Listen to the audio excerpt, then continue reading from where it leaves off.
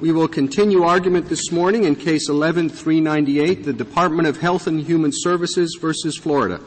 General Riley. Mr. Chief Justice, and may it please the Court, the Affordable Care Act addresses a fundamental and enduring problem in our health care system and our economy. Insurance has become the predominant means of paying for health care in this country. Insurance has become the predominant means of paying for health care in this country.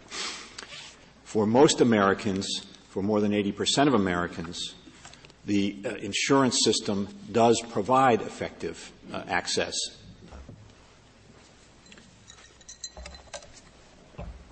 Excuse me.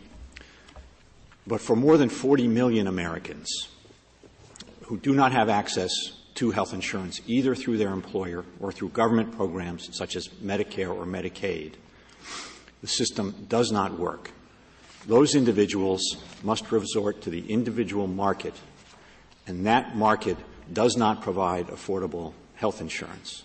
It does not do so because the multi-billion-dollar subsidies that are available for the employer market are not available in the individual market.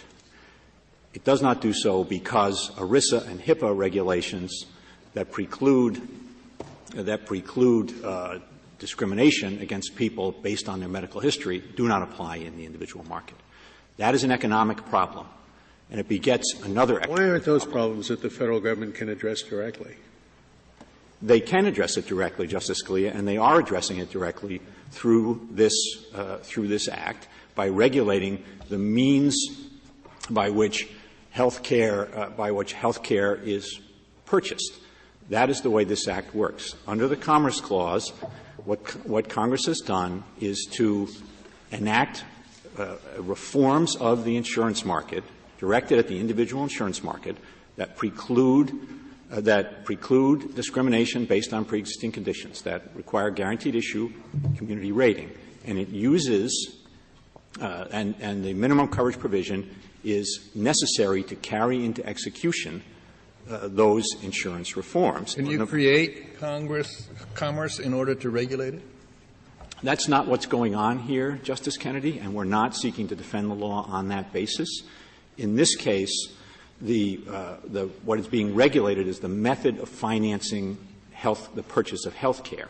That itself is economic activity with substantial effects on interstate commerce.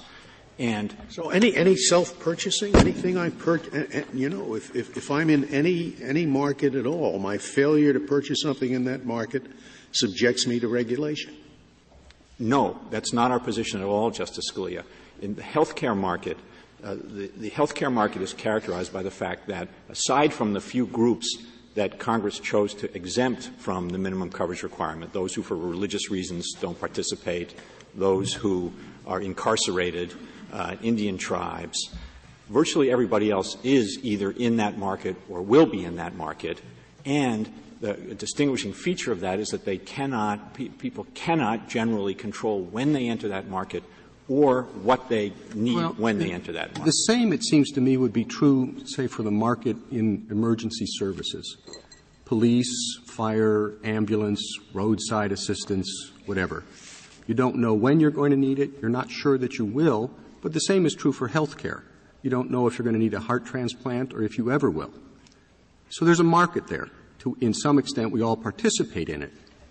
So can the government require you to buy a cell phone because that would facilitate responding when you need emergency services? You can just dial 911 no matter where you are? No, Mr. Chief Justice, I think that's different. I don't think we think of that as a market. This is a market. This is market regulation. And in addition, you have a situation in this market not only where people enter involuntarily as to when they enter and won't be able to control what they need, what they enter, but it seems to me that's the same as in my hypothetical. You don't know when you're going to need police assistance. You can't predict the extent to emergency response that you'll need. But when you do, and the government provides it, I thought that was an important part of your argument, that when you need health care, the government will make sure you get it. Well, when you need police assistance or fire assistance or ambulance assistance, the government is going to make sure, to the best extent it can, that you get it. I think the fundamental difference, Mr. Chief Justice, is that that's not an issue of market regulation. This is an issue of market regulation, and that's how Congress looked at this problem.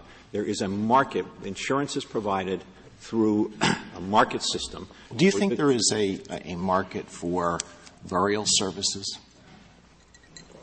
For burial services? Yes. Yes, Justice Alito, I think there is. All right, suppose that you and I walked around downtown Washington at lunch hour and we found a couple of healthy young people and we stopped them and we said, you know what you're doing?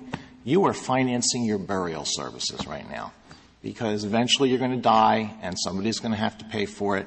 And if you don't have burial insurance or you haven't saved money for it, you're going to shift the cost to somebody else. Isn't that a very artificial way of talking about what somebody is doing? And if that's true, why isn't it equally artificial to say that somebody who's doing absolutely nothing about health care is financing health care services?